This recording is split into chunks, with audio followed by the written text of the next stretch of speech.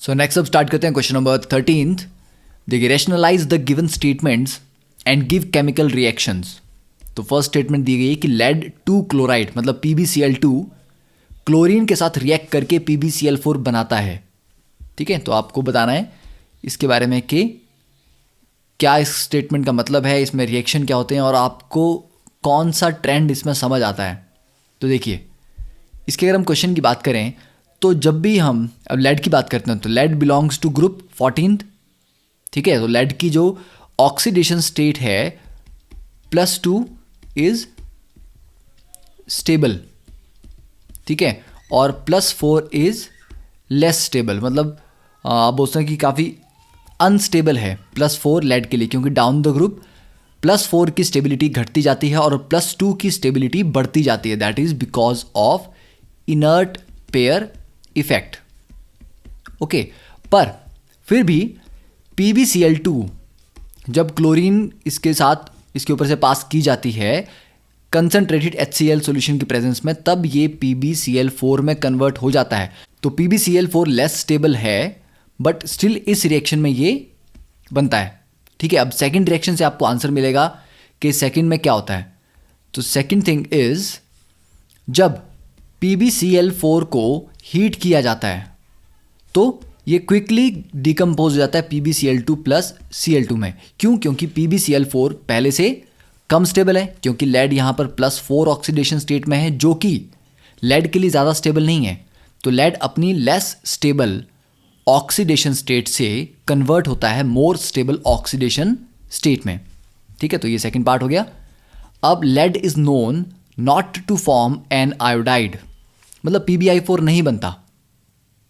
ठीक है, तो देखिए सेकंड की एक्सप्लेनेशन आप क्या लिखेंगे कि PbCl4 is unstable because the +4 oxidation state of lead is highly unstable, hence when heated it decomposes to form more stable PbCl2 and Cl2।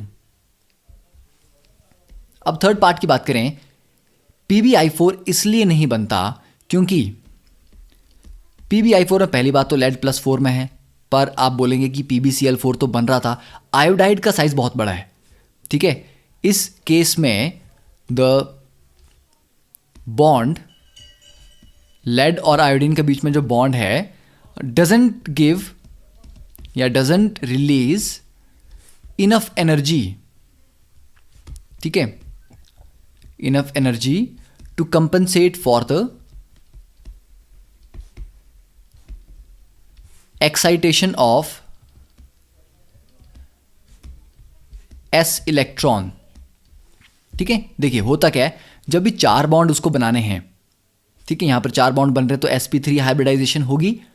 तो अगर हम आउटर मोस्ट इलेक्ट्रॉनिक कन्फिगरेशन देखें वो NS2 NP2 होती है ग्रुप 14 की, मतलब s orbital में 2 इलेक्ट्रॉन होंगे और p सबशेल में भी 2 इलेक्ट्रॉन होंगे।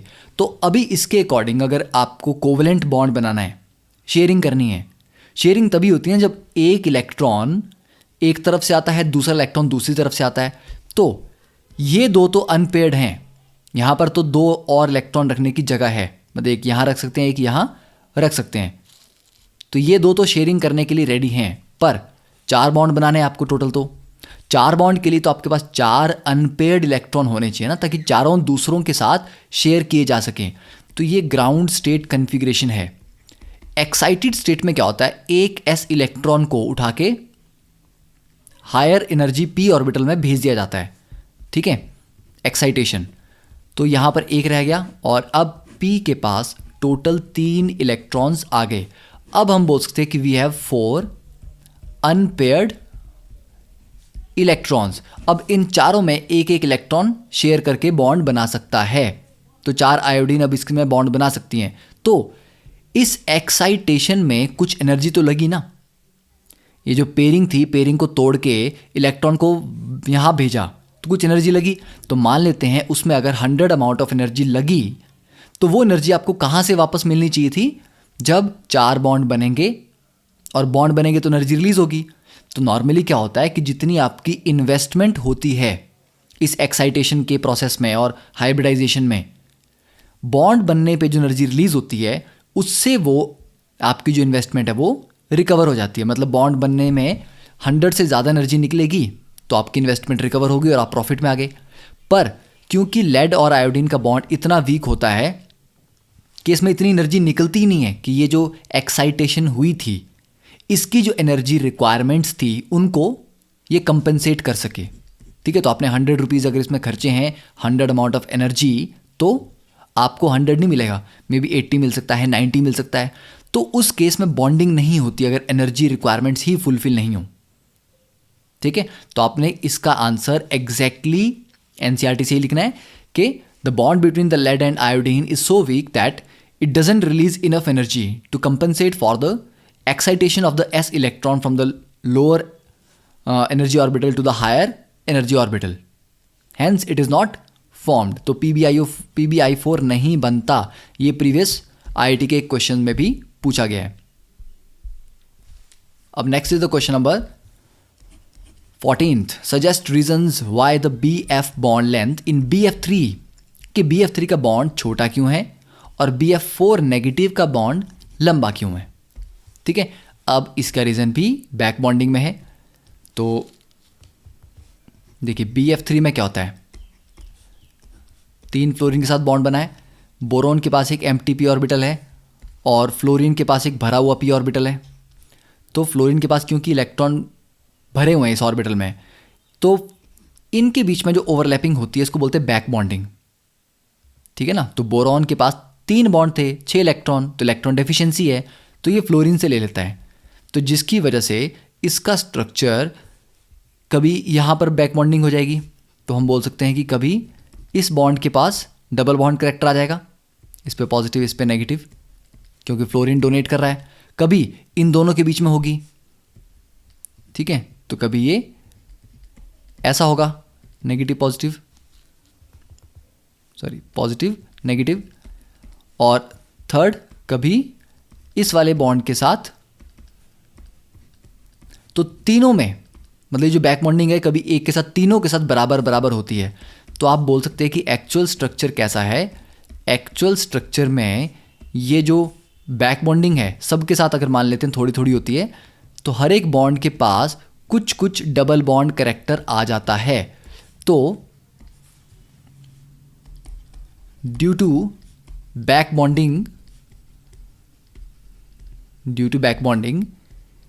each boron fluorine bond gets a partial double bond character। ठीक है, पार्शियल डबल बॉन्ड कैरेक्टर। तो डबल बॉन्ड बनेगा तो ऑब्वियस ही बात है बॉन्ड लेंथ तो कम होगी, तो इसकी बॉन्ड लेंथ थोड़ी कम हो जाती है, विच डिक्रीजेज बॉन्ड लेंथ। जबकि BF4 नेगेटिव में बोरॉन ने ऑलरेडी 4 बॉन्ड बना दिए हैं, तो 4 बना दिए हैं, मतलब अब बोरॉन कैसा है sp3। ठीक है, तो बोरॉन इज sp3, कोई एम्प्टी ऑर्बिटल नहीं है, 4 बॉन्ड बन चुके हैं, तो ऑक्टेट भी कंप्लीट है, तो अब कोई बैक बॉन्डिंग नहीं होती। तो जब कोई बैक बॉन्डिंग होगी नहीं तो क्या होगा, no partial double bond character. ठीक है, no partial double bond character, इसलिए बॉन्ड लेंथ क्या रहेगी, नॉर्मल सिंगल लेंथ, तो 143 पाइकोमीटर। ठीक है,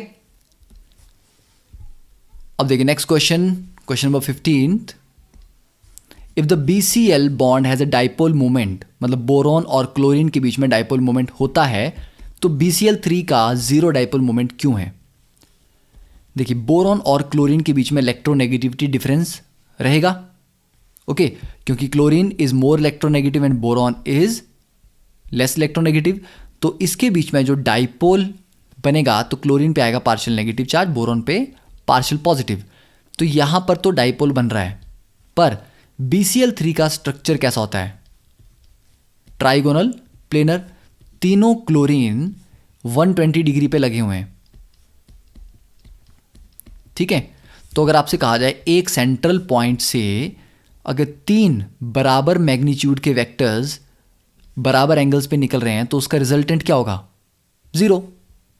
तो तीनों बॉन्ड के पास अपनी अपनी डाइपोल मोमेंट तो है, पर तीनों डाइपोल मोमेंट वेक्टर्स हैं और वेक्टर बराबर एंगल पे लगे हुए हैं और बराबर मैग्नीट्यूड के हैं, तो 3 वेक्टर्स जो कि बराबर एंगल पे हैं और बराबर मैग्नीट्यूड के हैं, उनका रिजल्टेंट क्या होता है? 0।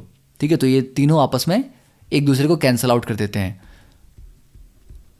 तो रिजल्टेंट डायपोल मोमेंट इज 0। अब देखिए question number 16। Aluminium trifluoride that is AlF3 is insoluble in anhydrous HF but dissolves on addition of NaF.